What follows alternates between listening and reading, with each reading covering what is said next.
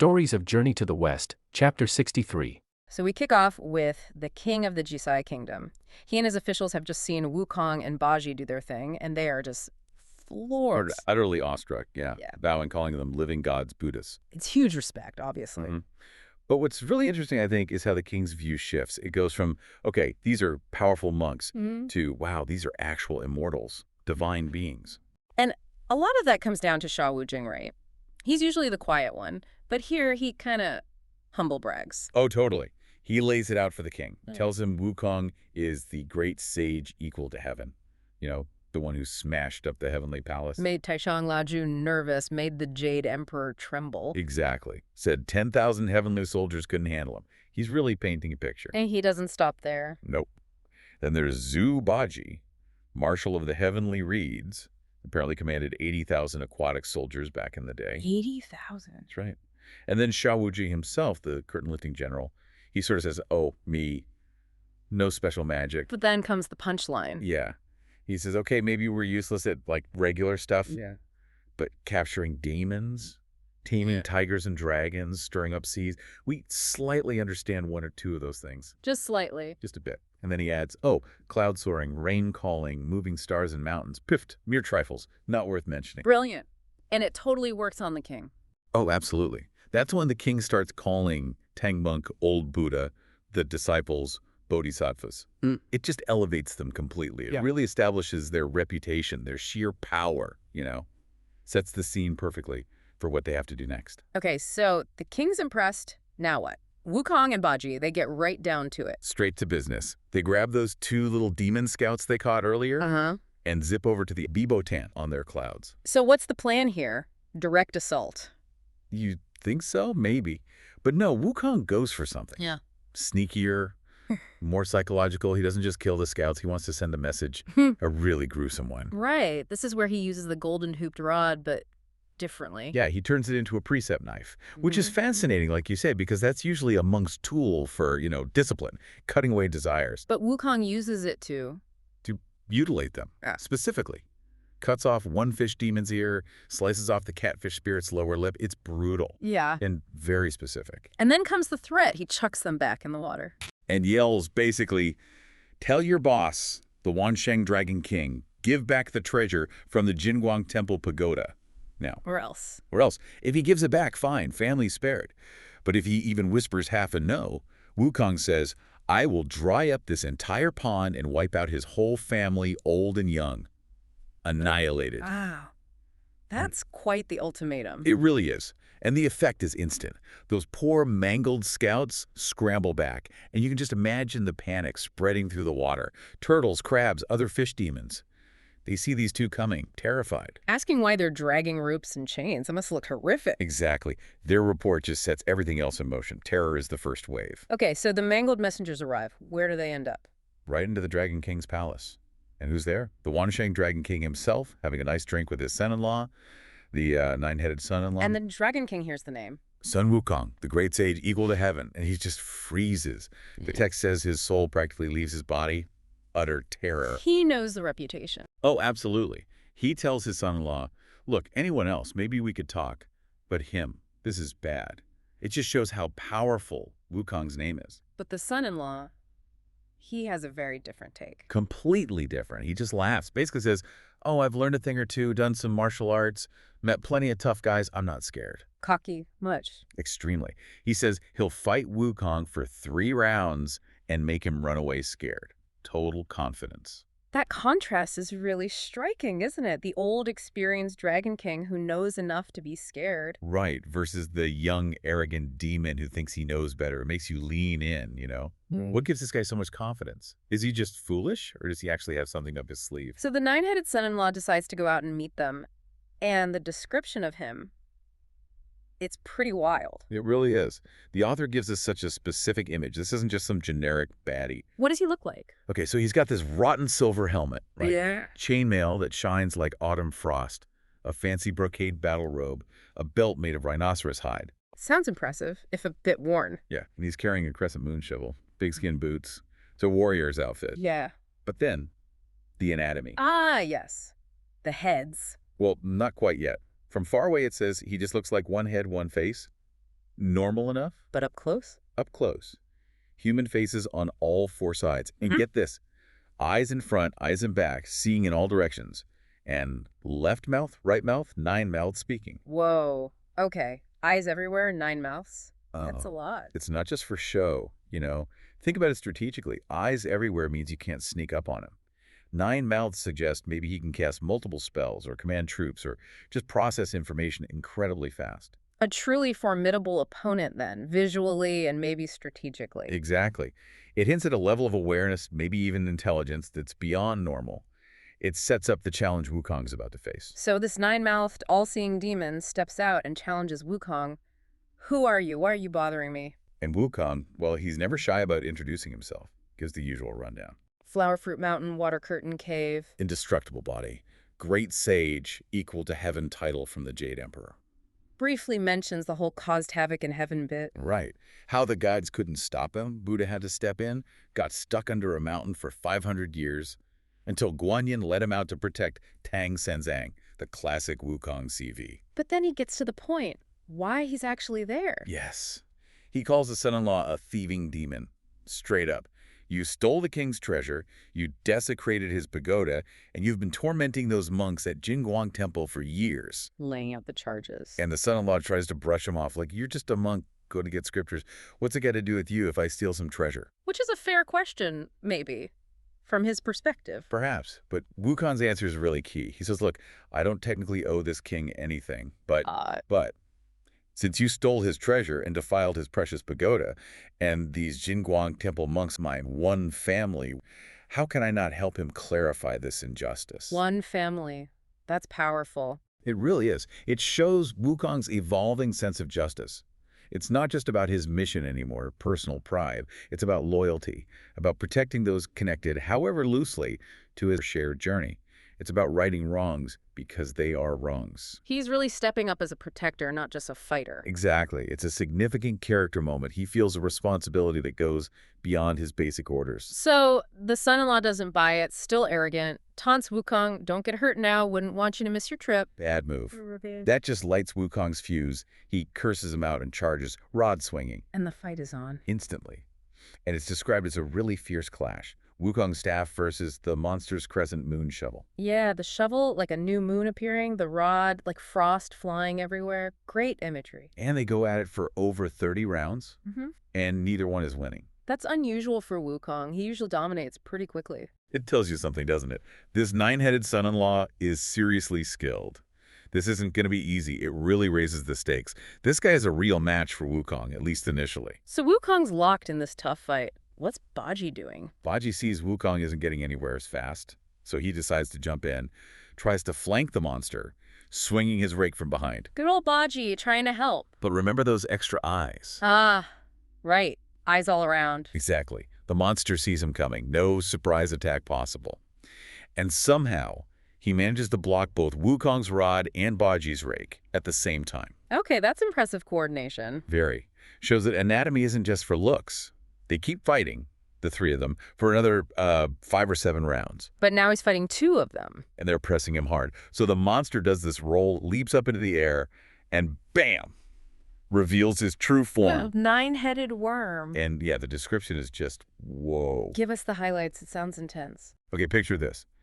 Feathers like brocade, body like floss, huge, 12 feet in circumference, shaped like a giant turtle, weirdly enough. Turtle-shaped? Okay. With 2 sharp, hooked feet.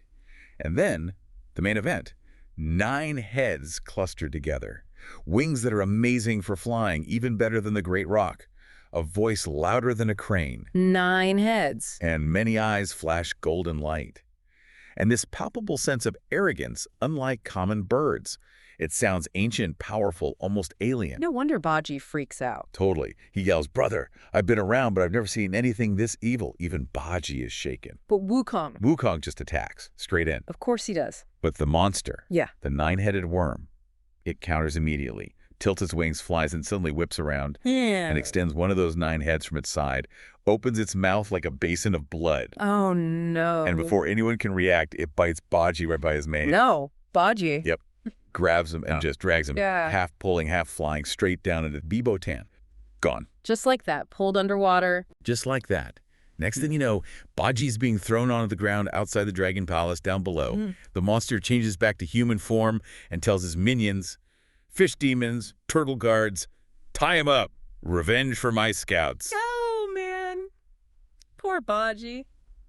And the Dragon King? The Dragon King is thrilled, congratulates his son-in-law. Baji captured. Pretty much.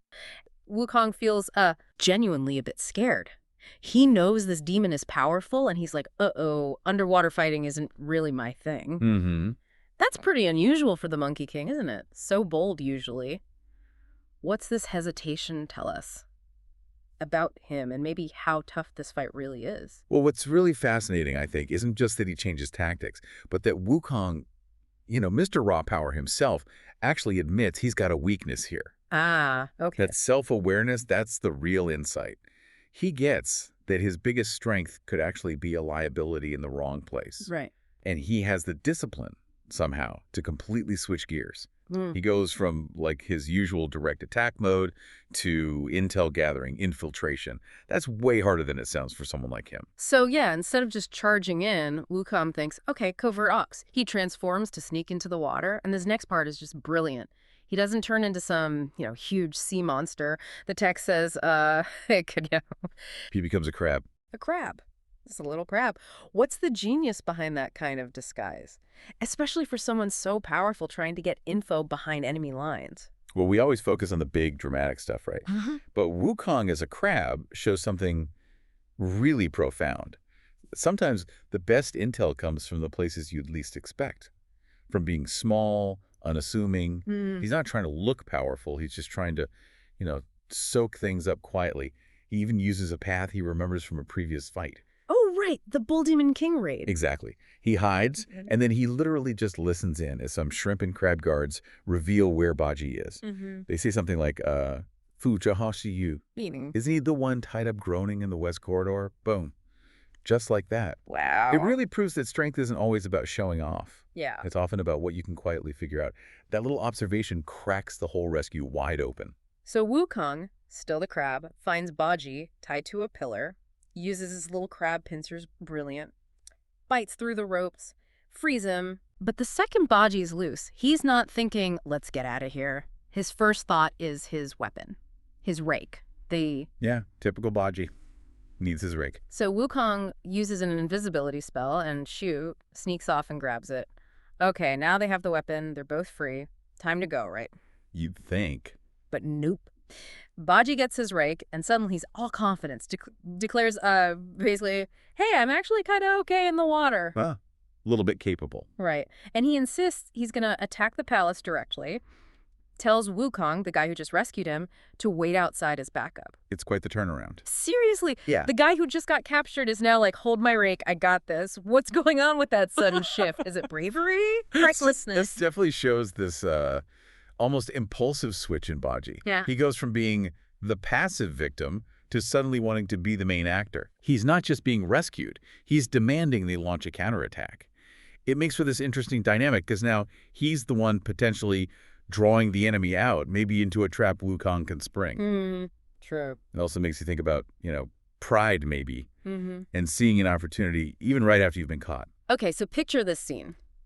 Baji, the text calls him a Ishi. A wild, reckless pig, basically. Yeah, he just goes absolutely ballistic inside this underwater palace, smashing doors, tables, fancy furniture. Destroys a valuable A tortoiseshell screen. And coral trees. Yeah. There's even a poem about how much damage he does. It sounds less like a fight and more like planned demolition. What's the strategy there? Is there one? Oh, absolutely. This is all about disruption. Calculated chaos, really. Right, okay.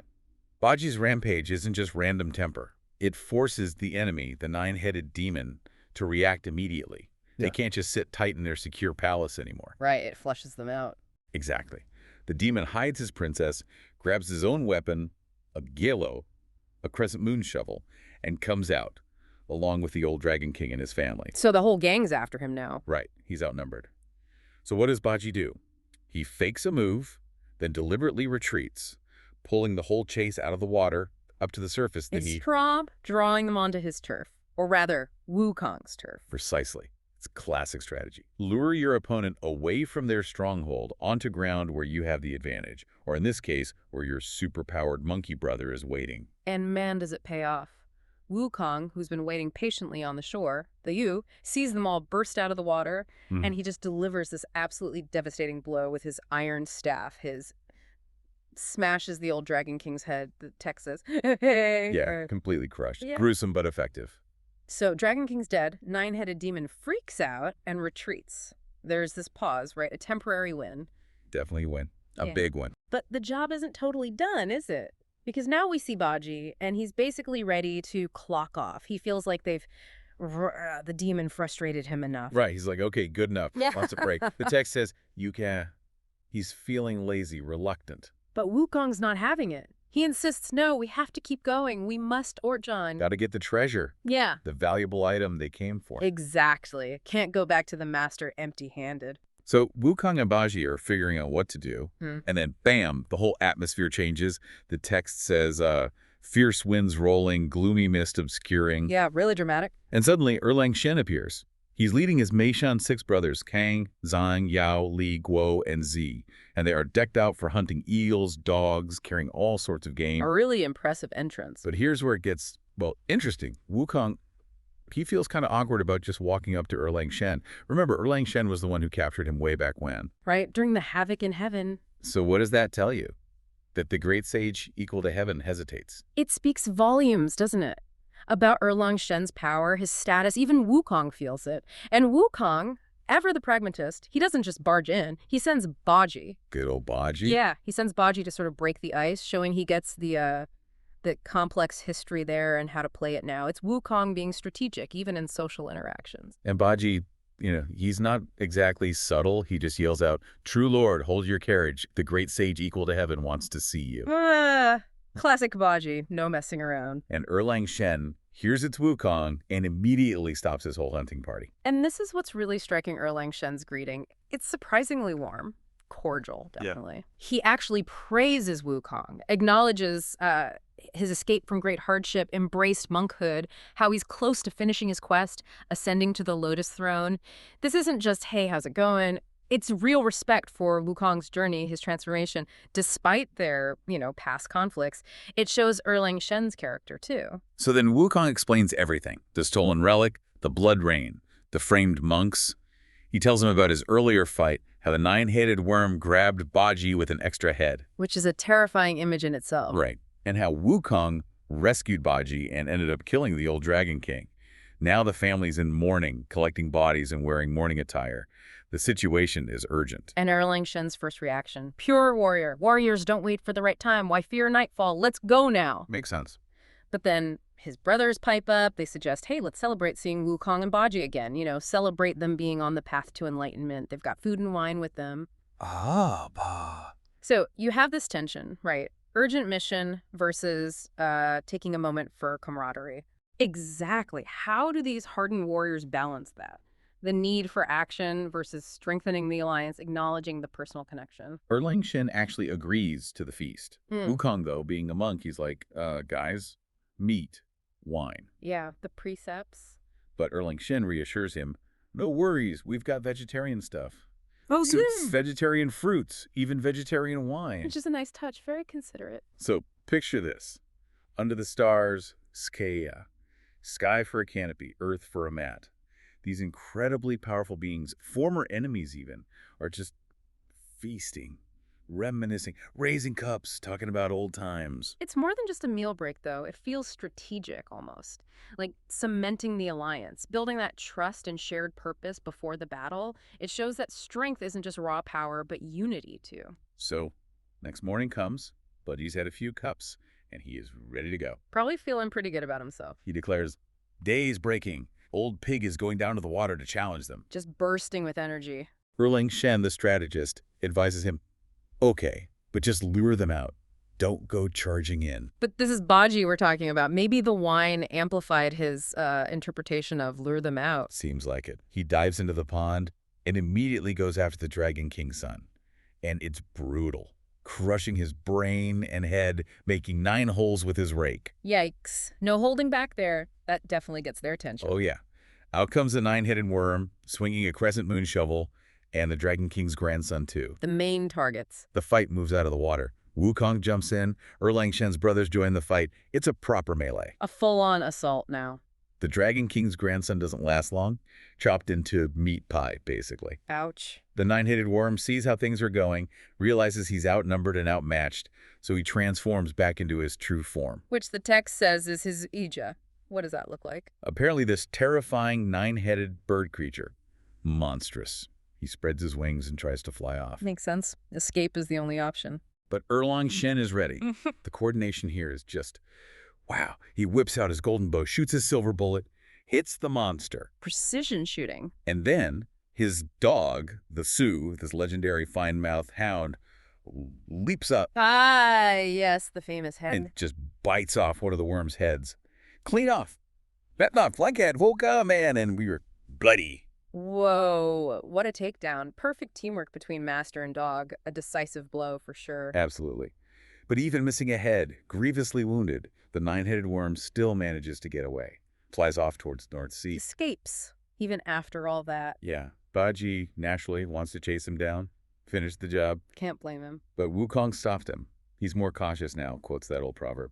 Don't pursue a desperate enemy, too risky. Pragmatic Wukong. Instead, Wukong comes up with a clever plan.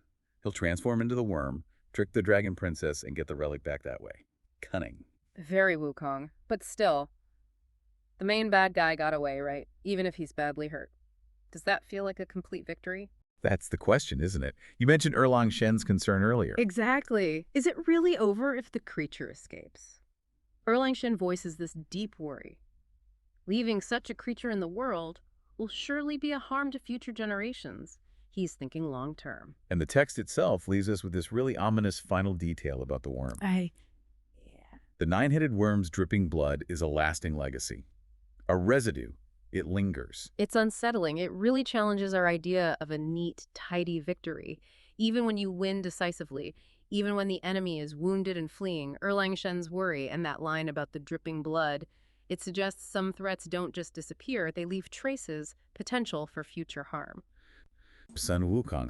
He transforms himself into the nine-headed worm. Who is one of the actual thieves, the Dragon King's son-in-law. Yep, and while he does that, Subaji plays along, like loudly chasing Wukong towards the Dragon Palace. Creating this perfect distraction, a convincing act. It really is. So Wukong, in disguise, goes up to the Dragon Princess. And here's where the psychological genius comes in. Tell us about that. Well, Wukong, as the nine-headed worm, acts totally panicked. He tells the princess that Baji is winning, that they're about to be overrun, and she needs to hide the treasures, like, right now. Ah, playing on her fear. Exactly. She's completely thrown, can't tell it's a trick, and she just scrambles off to the back hall. And she brings back? Two specific things. First, the Buddha treasure in a solid gold box, a Hunjin Xiezi. Then the 9-leaf Lingzi, that's the Jinya Lingzi, in a white jade box, a Baiyu Xiezi. Wow. Specific items. Very specific. And Wukong, cool as anything, just takes both. It shows, how understanding your enemy's panic, their psychology, can be way more effective than just fighting. That's a really powerful point. It's like a masterclass in exploiting that moment of fear. Totally. And then comes the reveal. Wukong gets the treasures, wipes his face, boom, back to his real form. The princess is obviously stunned. Completely shocked. And right then, Baji bursts in and strikes her down with his rake. Taking her out of the picture. Yeah. Then they spot the old dragon woman, the Dragon King's wife, trying to sneak away. Baji grabs her. Ready to finish her off, too. But Wukong stops him. He says, no, keep her alive. We need to bring her back to the capital for questioning. And for gun merit, evidence. Which turns out to be a critical decision, doesn't it? Absolutely. Keeping her alive is the key to unlocking the whole rest of the story. Right. And we should probably mention Erlang Shen, who helped out earlier. He leaves at this point. His job's done. Good point. Okay, so successful mission, treasures recovered, one prisoner in tow. They head back fast to the capital. Where the king and Tang Monk are waiting, pretty anxiously, I'd imagine. Definitely. They're at the palace, eager for news. And Wukong, well, he loves a good story. He gives them the full rundown, tells the king, Tang Monk, all the officials, everything. Leaves nothing out. No. Battling the son-in-law, defeating the Dragon King, how Erlang Shen helped, subduing the demons, and of course the big one, transforming and tricking the princess to get the treasures back. He lays it all out. step by step, building the case, really. Which leads us right to the core of it, the dragon woman's confession. She's cornered, family's gone, she has to talk. So what's the first big reveal? She admits her husband, the Dragon King, and the nine-headed worm stole the Buddha treasure, and she confirms, yes, these are Sarira relics 3 years ago. 3 years. Yeah. Thing is, the light itself drew them in. The very sacredness made it a target. But what about the other item, the 9-leaf lingzi? That wasn't part of the same heist. No, this is another layer entirely. She reveals her daughter, the princess, stole the lingzi herself. The princess was a thief, too. Apparently. And get this. She stole it from the queen mother of the West's palace. The queen mother. From the Lingxiao Palace in Great Luo Heaven. That's what she says. A proper celestial heist. Up in the heavens. Unbelievable. Why?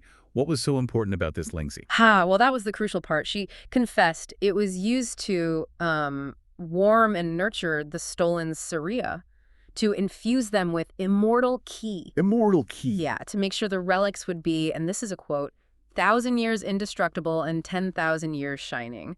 It preserved and enhanced their sacred power. So the lingzi was like a magical incubator for the relics. Kind of, yeah. And she also mentioned its other power. If you swept it over the ground, it could create 10,000 rays of light and 1,000 auspicious auras. Incredible. It really highlights how sometimes, true restoration needs more than just getting the main thing back. It needs these other subtle elements working together, the key nurturing the relics.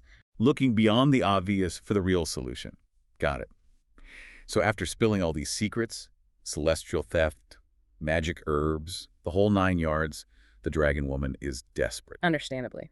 Her husband, kids, son-in-law, daughter, all gone. She begs for her life. So what happens to her? Do they show mercy? Well, yes and no.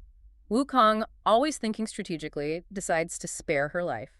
But there's a big condition. Okay. She has to become the permanent guardian of the pagoda she helped desecrate. Wow. Turn the problem into the solution, kind of. Exactly. It's not just mercy, it's pragmatic. Right. Turning a source of destruction into a protector for the future. But how do they make sure she actually does it? It's quite a specific punishment, right? Oh, yeah, it's harsh. And very specific. They pierce her pipe-a-bone with an iron chain. Ouch. What does that do? In this kind of mythology, it's meant to neutralize a demon's magic power, prevent them from escaping or transforming, basically locks down her supernatural abilities. Okay, so she's chained up. And locked directly to the pagoda's central pillar. Can't go anywhere. And to make absolutely sure she behaves and gets looked after, they assign local deities, the Tudi, the Chenghuang, the Temple Garan. The local guardians? Right. They have to bring her food every 3 days. No escape, constant supervision. Absolutely. So, what the old guard dealt with, the real restoration can finally happen. Putting things back together. Precisely. The Sarira are triumphantly placed back in the treasure vase, right at the top of the pagoda, the 13th level specifically. Back where they belong. And then that 9-leaf lingji, the one stolen to nurture them, they use it to sweep all 13 levels of the pagoda, like a cleanse-in. Using its own power to purify the place. Exactly, before finally placing it inside the vase with the Sarira, fulfilling its intended purpose, nurturing the relics, restoring their light. A very symbolic moment. But Wukong isn't quite done, is he? He has one more idea. Always thinking. He suggests renaming the temple. Why? What's wrong with Golden Light Temple? Well, Wukong argues that gold is fluid, light is flickering air. Jin ilu dongziwu, guang ni shuozitu. Basically, too transient, too unstable for something meant to be permanent and strong. Interesting point. So what does he suggest? Dragon subduing temple. Fu Longxi. Reflecting their victory. Exactly. It raises that question, doesn't it? How much does a name shape destiny or reflect purpose? Wukong thinks it matters. It signals the temple's renewed strength, its triumph over the dragons who caused the trouble. And the king. Buys it immediately, bestows this grand new title, Imperial-built protector of the nation dragon-subduing temple, Qian Hugua Fu Longxi. Quite a mouthful, but it definitely makes a statement. A rebranding signifying restored order, divine protection, the whole deal. And the result of all this? Spectacular. The pagoda is described as Zhangju routine, restored as if brand new, and it's radiating light again, 10,000 rays of light and 1,000 auspicious auras. Visible everywhere. Visible to all directions, admired by 4 kingdoms.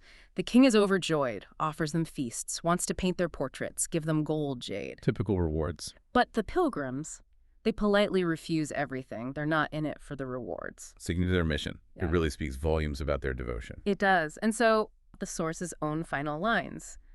Evil monsters eliminated, all realms peaceful. Treasure pagoda reflects light, great earth bright. The satisfying conclusion. Definitely.